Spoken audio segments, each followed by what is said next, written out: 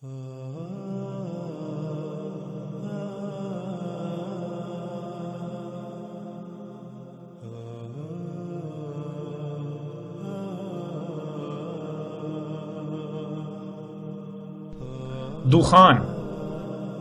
ناظرین، دخان کے بارے میں آپ نے یہ بات عام سنی ہوگی کہ قیامت سے پہلے ایک دھواں ظاہر ہوگا جو پوری دنیا میں پھیل جائے گا۔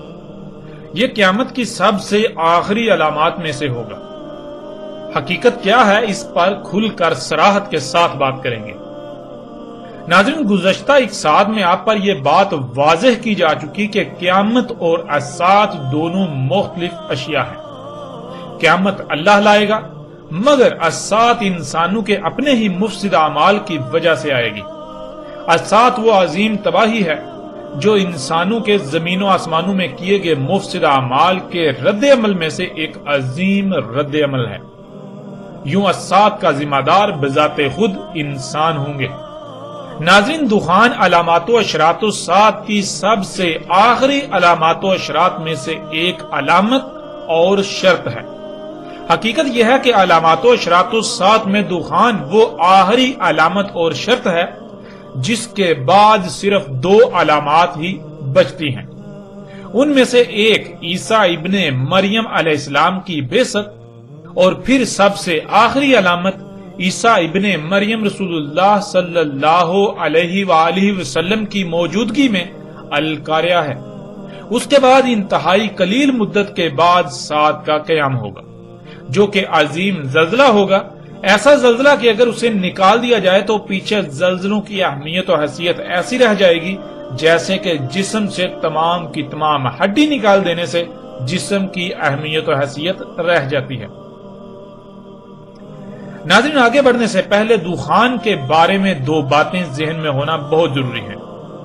ان میں پہلی بات یہ کہ دخان علامات الساعۃ میں سے ہے، یعنی جب دخان کا ظہور ہو جائے گا تو یہ ساعت کے بالکل سر پر آ جانے کا اعلان و علام ہوگا۔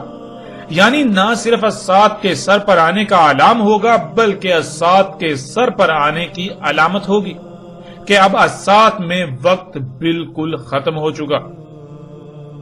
اور دوسری بات یہ ہے کہ دخان ان اشراط الساعت میں سے ہے، یعنی جن وجوہات کی بنا پر الساعت آئے گی، ایسا عظیم زلزلہ آئے گا کہ تمام انسانوں کا صفحہ ہستی سے نام و نشان مٹ جائے گا۔ ان وجوہات میں سے ایک بنیادی وجہ دخان ہوں گی۔ ناظرین، اس سے پہلے کہ بات کریں دخان پر، ہم ایک بات کھول کر واضح کر دینا چاہتے ہیں، وہ یہ کہ جیسا کہ آپ گزشتہ ایک ساتھ میں دیکھ چکے ہیں کہ جن موضوعات پر بات ہوئی انہیں کھول کر واضح کیا۔ اس سے پہلے ان کے بارے میں کیسی دیو مالائی کہانیاں پھیلا دی گئی تھی، اتنی پھیلا دی گئی کہ زبان زدعام ہو گئی، جس کی وجہ سے حق بالکل چھپ کر رہ گیا۔ بالکل عین اسی طرح ساتھ کی اس علامت و شرط یعنی دخان کے بارے میں بھی کیا گیا۔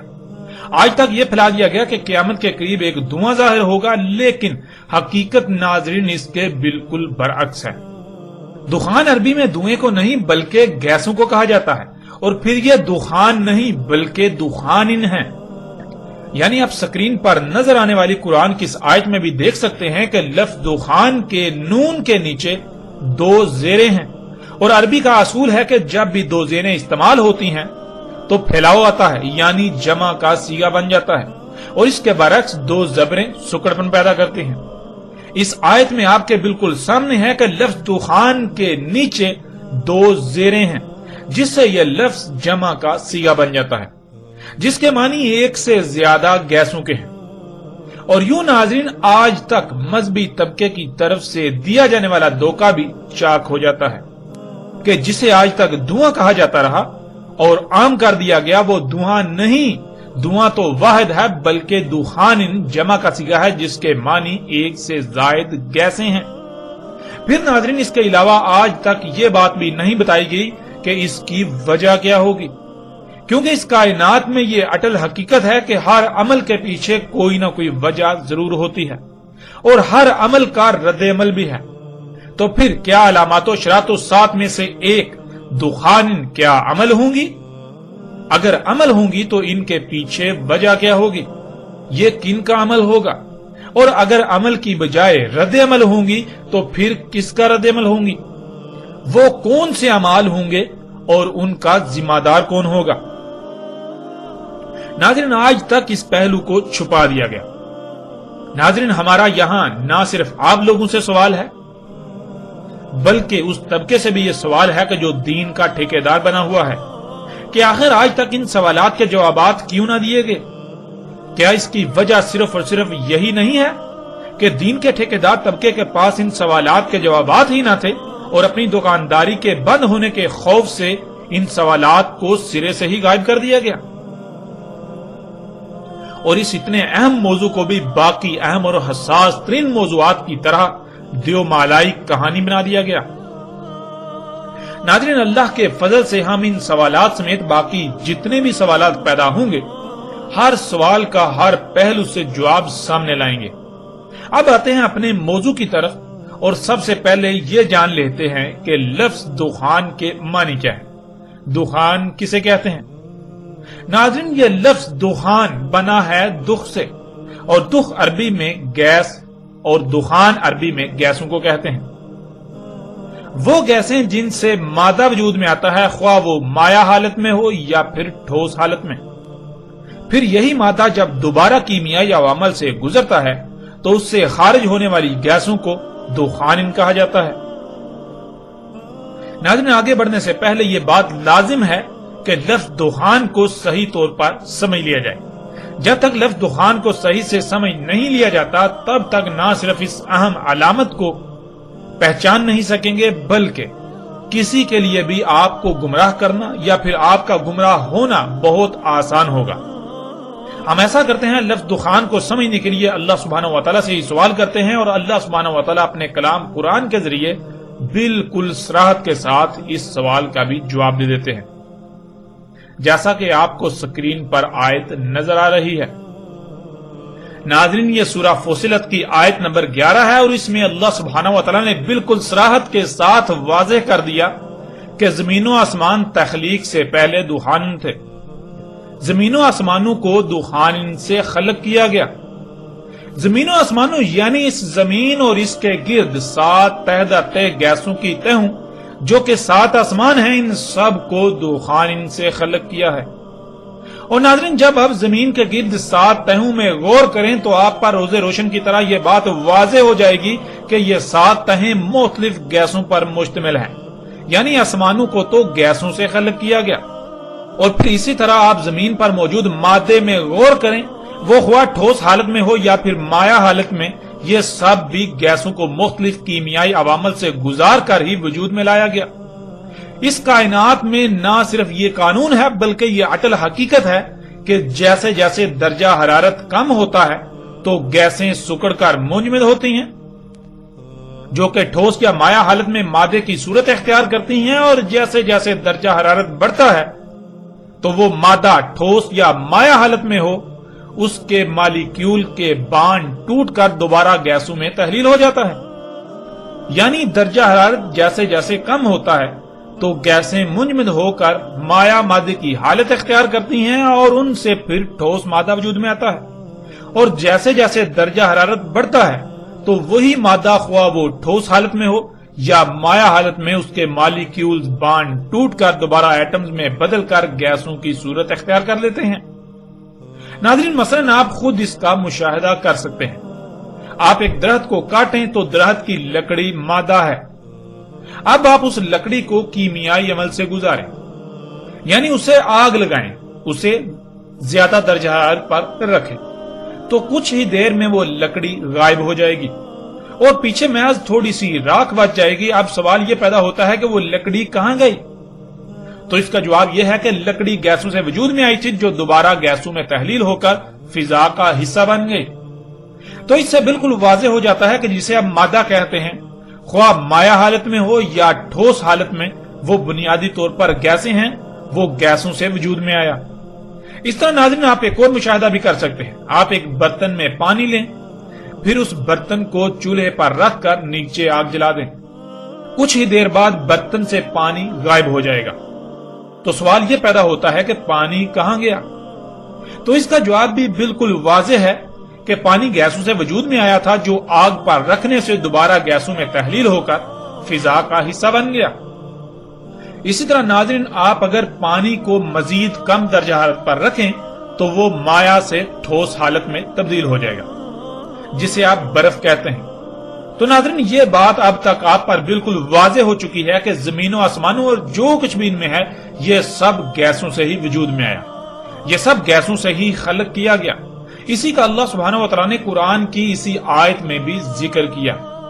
اس کائنات میں بنیادی طور پر صرف اور صرف دو ہی گیسیں موجود ہیں۔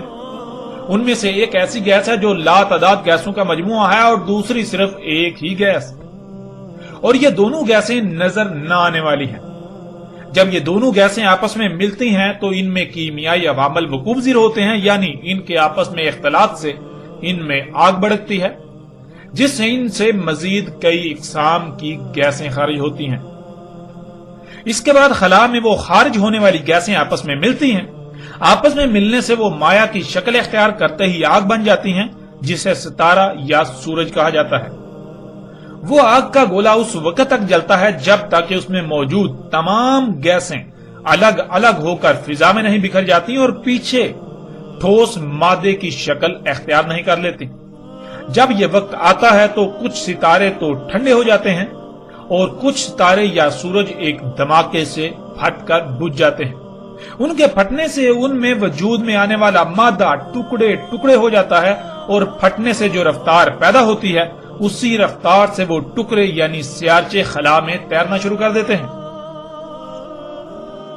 جو ستارے یعنی سورج پھٹنے کی بجائے ٹھنڈے ہو جاتے ہیں، وہ خلا میں موجود تیرنے والے سیارچوں کو وقتاً فوقتاً اپنی طرف کھینچتے رہتے ہیں۔ یوں ان پر مختلف سیارچوں کی بارش ہوتی رہتی ہے۔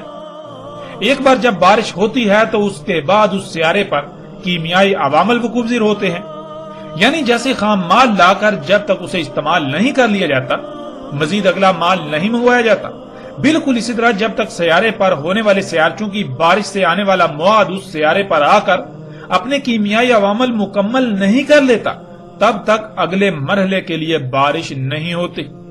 اسی طرح مختلف مواد والے سیارچوں کی بارش ہوتی رہتی ہے اور کیمیائی عوامل وقوع پذیر ہوتے رہتے ہیں، یہاں تک کہ ایک سیارہ بالکل مکمل ہو جاتا ہے۔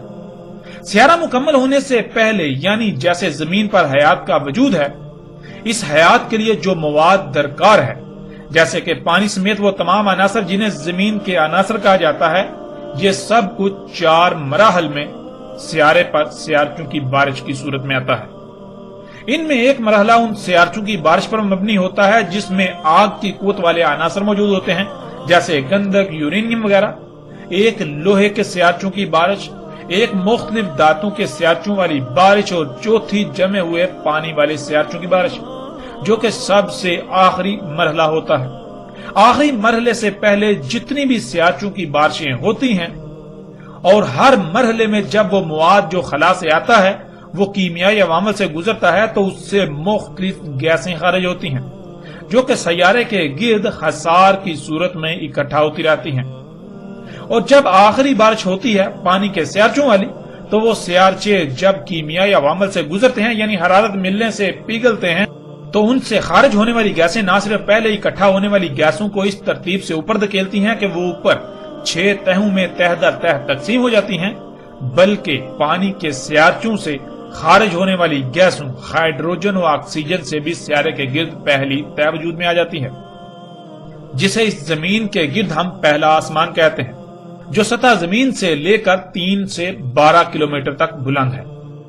یوں نہ صرف ایک سیارہ مکمل ہوتا ہے جیسے ہماری زمین مکمل ہوئی، بلکہ اس کے گرد گیسوں کے ساتھ تہ در تہ آسمانوں کا ایک پیچیدہ ترین حصار قائم ہو جاتا ہے، جو نہ صرف زمین یعنی اس سیارے کے لیے لباس کی حیثیت رکھتا ہے، بلکہ زمین کو لاتعداد آفتوں سے محفوظ رکھتا ہے، جو زمین پر حیات کی بقا کی ضمانت ہوتا ہے۔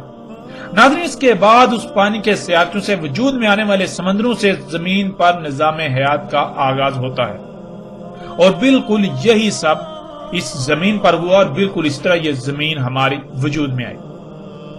یہ مجموعی طور پر 12 مراحل ہوتے ہیں، یعنی 12 مراحل میں مختلف مواد کی مختلف شہابیوں کی زمین پر یعنی کسی سیارے پر بارشیں ہوتی ہیں.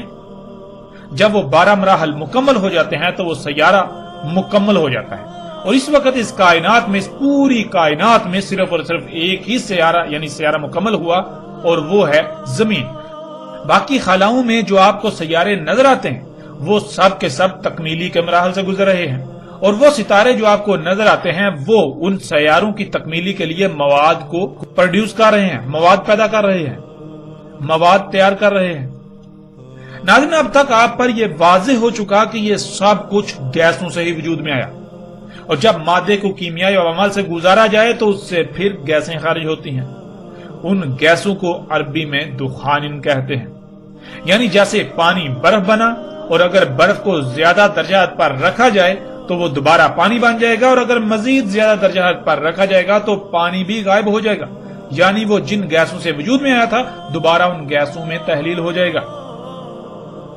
زمین اور اس کے گرد 7 تہہ در تہہ آسمانوں کی مثال بھی بالکل اسی پانی کی سی ہے. اور ناظرین، الحمدللہ آپ گزشتہ ایک ساتھ میں اس بات کو تفصیل کے ساتھ جان چکے ہیں کہ اللہ سبحانہ و تعالیٰ نے زمین و آسمانوں اور جو کچھ بھی ان میں ہے ان میں توازن، میزان قائم کیا. اس کائنات میں جب بھی کوئی کیمیائی عمل وقوع پذیر ہوتا ہے تو لامحالہ گیسیں ضرور خارج ہوتی ہیں، لیکن اللہ سبحانہ و تعالیٰ نے اس کائنات میں ایک ایسا میزان یعنی توازن قائم کر دیا کہ زمین میں جو بھی کیمیائی عوامل وقوع پذیر ہوتے ہیں ان سے خارج ہونے والی گیسیں یعنی جسے آپ فضلہ کہہ سکتے ہیں وہ دوسری مخلوقات کی خوراک بنا دی، اور پھر اتنی ہی گیسیں خارج ہوتی ہیں جو مخلوقات کی ضرورت ہوتی ہیں، نہ ہی کم اور نہ ہی زیادہ، یہاں تک کہ رائی برابر بھی کم یا زیادہ نہیں، جس سے اللہ کا قائم کردہ میزان برقرار رہتا ہے اور ہر مخلوق ہر لحاظ سے محفوظ اور سلامت رہتی ہے. جس زمین و آسمانوں میں وضع کردہ اللہ کا توازن میزان قائم رہتا ہے اس میں خسارہ نہیں ہوتا. اور ناظرین، گزشتہ ایک ساتھ میں آپ یہ بات بھی تفصیل کے ساتھ جان چکے کہ اللہ سبحانہ و تعالیٰ نے فطرت میں چھیڑ چھاڑ کرنے، فطرت میں تبدیلیاں کرنے سے بہت ہی سختی کے ساتھ منع کیا، کیونکہ اگر ایسا کیا جائے گا تو اللہ سبحانہ و تعالیٰ کا قائم کردہ توازن، قائم کردہ میزان بگڑ جائے گا، جوں سب کچھ درہم برہم ہو جائے گا. اللہ سبحانہ و تعالیٰ نے کہا تھا کہ ان میں چھیڑ چھاڑ نہ کرنا، صرف اور صرف اللہ پر ہی توکل کرنا، یعنی اپنی ضروریات کو پورا کرنے کے لیے خود کو فطرت کا ہی محتاج بنانا، جو دائرے یعنی جو حدود لگا دی ان حدود سے تجاوز مت کرنا، ورنہ زمین و آسمانوں میں فساد ہو جائے گا.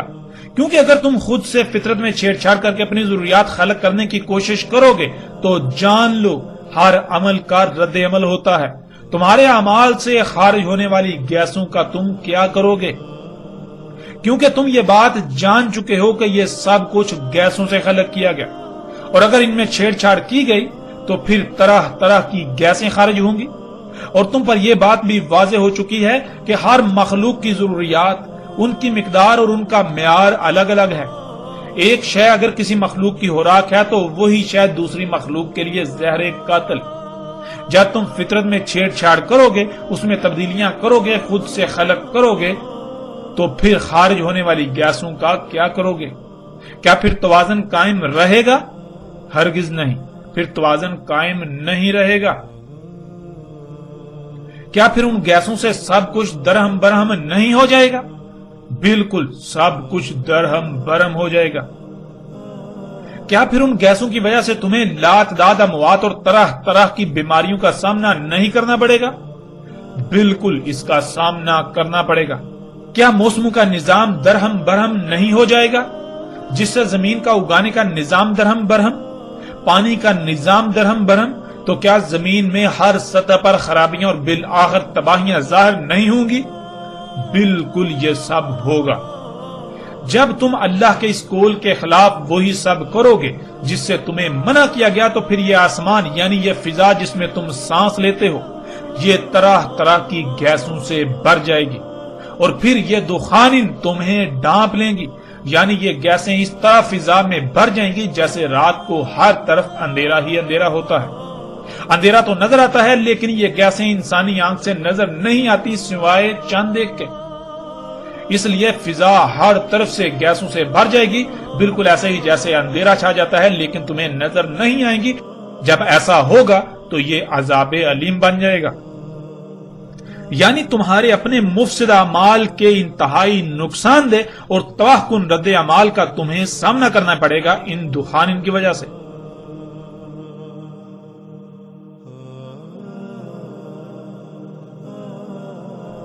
یہ تھی ناظرین دخان علامات و اشراط الساعۃ میں سے ایک۔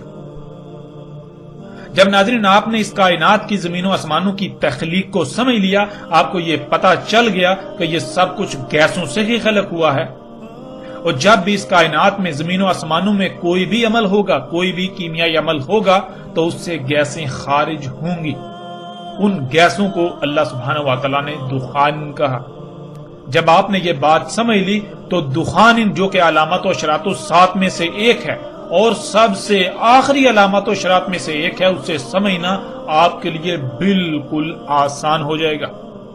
اور اسی کا ناظرین اللہ سبحانہ و تعالیٰ نے قرآن کی سورہ دخان میں بھی ذکر کیا۔ سورہ دخان میں بھی اللہ سبحانہ و تعالیٰ نے زمین و آسمانوں کی تخلیق کو محور بنایا، اور پھر زمین و آسمانوں کی تخلیق جو ان کی پیچیدگیاں ہیں ان کا ذکر کیا۔ یہ بات واضح کی کہ اللہ سبحانہ و تعالیٰ نے زمین و آسمانوں کو کس طرح خلق کیا۔ اگر تم ان میں پنگے لوگے، ان میں چھیڑ چھاڑ کرو گے تو پھر نتیجہ کیا نکلے گا؟ اسی کا اللہ سبحانہ و تعالیٰ نے سورہ دخان میں ذکر کیا۔ اس سے پہلے کہ ہم بات کریں باقاعدہ سورہ دخان کی آیات پر، ہم یہ بات جان لیں، ہم غور و فکر کریں کہ کیا آج یہ سب کچھ نہیں ہو چکا؟ کیا انسانوں نے فطرت کو رب بنانے کی بجائے، فطرت پر توکل کرنے کی بجائے، اپنی ضروریات کو پورا کرنے کے لیے فطرت پر انحصار کرنے کی بجائے، فطرت پر توکل کرنے کی بجائے خود سے سب کچھ خلق نہیں کیا؟ ناظرین ذرا اپنے ارد گرد نگاہ دوڑائیں، اپنے ہی گریبان میں جھانکیں اور دیکھیں، کیا اپنی ضروریات کو پورا کرنے کے لیے آج فطرت پر انحصار کیا جا رہا ہے یا اس سے برعکس مصنوعی اشیاء پر؟ انسان خود سب کچھ خلق کر رہا ہے اللہ کے مقابلے پر، فطرت کے مقابلے پر؟ ذرا غور تو کریں، ذرا غور کریں۔ آپ اپنی سواری کی حاجت کو پورا کرنے کے لیے فطرت پر انحصار کرتے ہوئے گدھے، گھوڑے، خچر جو فطرت نے آپ کو سواری کی ضرورت کو پورا کرنے کے لیے عطا کیے، آپ کے لیے خلق کیے، ان پر توکل کر رہے ہیں، ان پر انحصار کر رہے ہیں، یا پھر مصنوعی ذرائع جو آپ نے خلق کیے ان پر انحصار کر رہے ہیں؟ حقیقت آپ کے سامنے ہے۔ اور جب یہ ذرائع خلق کیے جاتے ہیں تو پھر کیا طرح طرح کی گیسیں خارج نہیں ہوتی؟ پھر ناظرین غور کریں، وہ گیسیں کہاں جاتی ہیں؟ کیا ان گیسوں سے یہ فضا، یہ پہلا آسمان جس میں آپ رہ رہے ہیں، سانس لے رہے ہیں، یہ ہر طرف سے نہیں بھر چکا؟ اس طرح ناظرین آپ جو کچھ بھی استعمال کرتے ہیں، آپ جن اشیاء سے اپنی ضروریات پوری کرتے ہیں، کیا آپ فطرت پر انحصار کر رہے ہیں یا پھر مصنوعی اشیاء پر؟ اور پھر وہ اشیاء کیسے خلق کی جاتی ہیں؟ جہاں جن کارخانوں میں وہ اشیاء خلق کی جاتی ہیں، ذرا غور کریں ان کارخانوں سے خارج ہونے والی گیسیں کہاں جاتی ہیں؟ کیا ان کارخانوں سے گیسیں خارج نہیں ہو رہی؟ اگر خارج ہو رہی ہیں تو وہ گیسیں خارج ہونے کے بعد کہاں جاتی ہیں؟ ذرا غور تو کریں، کیا ان گیسوں سے یہ فضا نہیں بھر چکی؟ آج حقیقت ہر لحاظ سے آپ کے سامنے ہے۔ پھر ان طوفان، ان طرح طرح کی گیسوں کی وجہ سے اس زمین پر آباد انسانوں سمیت تمام مخلوقات کو کن ہلاکتوں کا سامنا ہے، یہ بھی آج آپ سے چھپا ہوا نہیں رہا، اس سب کو بھی آپ اپنی آنکھوں سے دیکھ رہے ہیں۔ کیا ناظرین اب بھی علامات و اشراط الساعۃ کی سب سے آخری علامات میں سے ایک دخان بالکل کھل کر واضح نہیں ہو چکی؟ کیا آج آپ اپنی آنکھوں سے نہیں دیکھ رہے؟ کیا آج آپ اسی وقت میں موجود نہیں ہیں؟ آج آپ اسی وقت میں موجود ہیں۔ ذرا اپنی آنکھیں کھولیے، غور و فکر کیجئے اس سے پہلے کہ دیر ہو جائے۔ آپ سے سوال ہے کہ آپ ان حقائق کا کس طرح انکار کر سکتے ہیں؟ یہ تو سب کچھ کھلم کھلا آپ کے سامنے ہے، یہ کوئی دیو مالائی کہانیاں نہیں ہیں، یہ حق ہے جسے آپ آج اپنی آنکھوں سے دیکھ رہے ہیں۔ اور ناظرین اگر یہ دخان نہیں ہے تو پھر یہ کیا ہے؟ کیا ہے؟ کیا اللہ سبحانہ و تعالیٰ نے اس کا ذکر نہیں کیا؟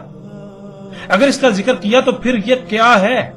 اللہ سبحانہ وتعالی نے اس کا کس طور پر ذکر کیا، کیسے ذکر کیا؟ اگر یہ دخان نہیں ہے، اگر یہ دخان نہیں ہے تو آپ کو ثابت کرنا پڑے گا کہ یہ دخان نہیں ہے، یعنی یہ طرح طرح کی گیسیں نہیں ہیں، یہ وہ گیسیں نہیں ہیں کہ جن سے یہ سب اللہ نے خلق کیا۔ اپنی آنکھیں کھولیں اس سے پہلے کہ دیر ہو جائے، اپنی آنکھیں کھولیں۔ ناظرین، اب بھی کیا کوئی شک رہ جاتا ہے؟ نہ صرف اللہ سبحانہ و تعالی نے قرآن میں یہ بات واضح کر دی کہ زمین و آسمانوں اور جو کچھ بھی ان میں ہے یہ سب کا سب گیسوں سے خلق کیا گیا ہے، بلکہ آپ خود بھی اس کا مشاہدہ کر سکتے ہیں۔ وہ لوگ جو کیمسٹری کا تھوڑا سا بھی علم رکھنے والے ہیں وہ یہ بات جانتے ہیں کہ یہ سب کچھ گیسوں سے خلق کیا گیا، اور جو کیمسٹری کا علم نہیں رکھتے ان کے لیے بھی یہ بات جاننا رائی برابر بھی مشکل نہیں ہے۔ وہ ایسا کریں، ایک لکڑی کا ٹکڑا لیں، اسے آگ لگائیں اور تھوڑی دیر بعد جب پیچھے چند گرام راکھ رہ جائے تو غور کریں کہ وہ لکڑی کہاں گئی۔ جب غور کریں گے تو ان پر یہ بات کھل کر واضح ہو جائے گی کہ لکڑی جو کہ مادہ تھا وہ گیسوں کو مختلف کیمیائی عوامل سے گزار کر وجود میں لایا گیا تھا، دوبارہ کیمیائی عمل سے گزرنے کے بعد وہ گیسوں میں تبدیل ہو گیا جن سے وہ وجود میں آیا تھا۔ ایسے ہی پانی کو آگ پر رکھیں تو وہ دیکھتے ہی دیکھتے گیسوں میں تحلیل ہو کر فضا میں بکھر جائے گا۔ جو کچھ دیر پہلے پانی تھا، مائع حالت میں مادہ تھا، وہ گیسوں میں بدل چکا۔ اس طرح آپ اگر کسی برتن میں ٹھنڈا پانی بھریں اور اسے گرمی والی جگہ پر رکھ دیں تو دیکھتے ہی دیکھتے اس برتن کے بیرونی حصے پر شبنم کے قطروں یا پسینے کی طرح پانی نظر آنا شروع ہو جائے گا۔ تو سوال یہ پیدا ہوتا ہے کہ برتن کی بیرونی پرت پر پسینے کی طرح پانی کی تہ کہاں سے وجود میں آ گئی؟ جب غور کریں گے تو آپ پر یہ بات واضح ہو جائے گی کہ وہ پانی اسی فضا میں گیسوں کی صورت میں موجود تھا۔ کم درجہ حرارت جو کہ ان گیسوں کا نقطہ انجماد تھا، اس کی وجہ سے وہ گیسیں منجمد ہو کر پانی کی صورت اختیار کر گئیں اور برتن کی بیرونی پرت پر چپک گئیں۔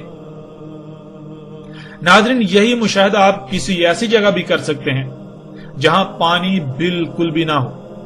مثلا آپ کسی ایسے صحرا میں موجود ہوں جہاں دور دور تک پانی کا نام و نشان بھی نہ ہو۔ وہاں اگر آپ کے پاس ایک عدد پنکھا اور ایک عدد ایسا برتن ہو جس کے اندر ٹھنڈک ہو، یعنی درجہ حرارت انتہائی کم ہو، آپ اس پنکھے کو برتن کے اوپر اس طرح فٹ کریں کہ وہ باہر سے ہوا کو برتن کے اندر دھکیلتا رہے۔ اندر کم درجہ حرارت ہونے کی وجہ سے وہ ہوا منجمد ہو کر پانی کی صورت اختیار کرتی رہے گی۔ یوں کچھ ہی وقت میں آپ پینے کے لیے بالکل صاف پانی حاصل کر سکتے ہیں۔ تو ناظرین، سوال یہ پیدا ہوتا ہے کہ جہاں پانی کا قطرہ بھی نہ تھا، قطرہ تو دور پانی کا تصور تک بھی نہ تھا، وہاں وہ پانی آپ کے برتن میں کیسے آ گیا؟ اس کا جواب بالکل واضح ہے۔ پانی گیسوں سے وجود میں آتا ہے، جب ان گیسوں کو کیمیائی عوامل سے گزارا گیا تو وہ منجمد ہو کر پانی کی صورت اختیار کر گئی۔ ناظرین، بالکل اسی طرح زمین و آسمانوں اور جو کچھ بھی ان میں ہے یہ سب کا سب گیسوں سے ہی خلق کیا گیا، جو کہ آپ خود کئی مشاہدات کر چکے ہیں۔ کائنات میں جب بھی کوئی عمل ہوتا ہے تو رد عمل کے طور پر گیسیں لازماً خارج ہوتی ہیں۔ اللہ سبحانہ و تعالی نے سب کچھ قدر کے ساتھ، پورے حساب کتاب، علم اور حکمت کے ساتھ خلق کیا۔ اللہ نے جو نظام وضع کر دیا، جب تک زمین و آسمانوں میں سب کچھ ویسا ہی رہے گا، اسی نظام کے تابع رہے گا، تو رائی برابر بھی فساد کا اندیشہ نہیں۔ تب تک میزان میں رائی برابر بھی خسارہ نہیں ہوگا، رائی برابر بھی خرابی نہیں ہوگی۔ ورنہ اگر اس کے علاوہ اوروں کو الہ بنایا جاتا ہے تو پھر یہ میزان برقرار نہیں رہے گا۔ آپ غور کریں، آج پوری دنیا میں کیا ہو رہا ہے؟ کیا اللہ کے علاوہ اوروں کو الہ نہیں بنایا جا چکا؟ حقیقت آپ کے سامنے ہے۔ جب اوروں کو الہ بنایا جا چکا تو پھر کیا گیسیں خارج نہیں ہو رہی؟ یہ سب بھی آپ کی آنکھوں کے سامنے ہو رہا ہے۔ تو پھر کیا یہ گیسیں زمین و آسمانوں میں سب کچھ تباہ و برباد کر کے نہیں رکھ دیں گی؟ بالکل، یہ سب بھی آج آپ اپنی آنکھوں سے ہوتا ہوا دیکھ رہے ہیں۔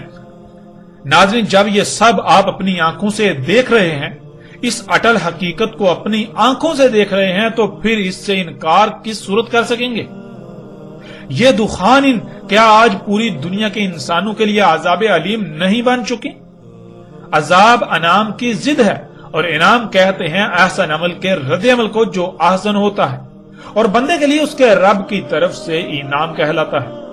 اور اس کے برعکس مفسد عمل کا رد عمل بھی برا ہی آتا ہے، جو کہ اس کے رب کی طرف سے اس کے لیے سزا کہلاتا ہے، جسے عربی میں عذاب کہتے ہیں۔ تو ناظرین، کیا آج یہ دخان پوری دنیا کے لیے عذاب علیم نہیں بن چکی؟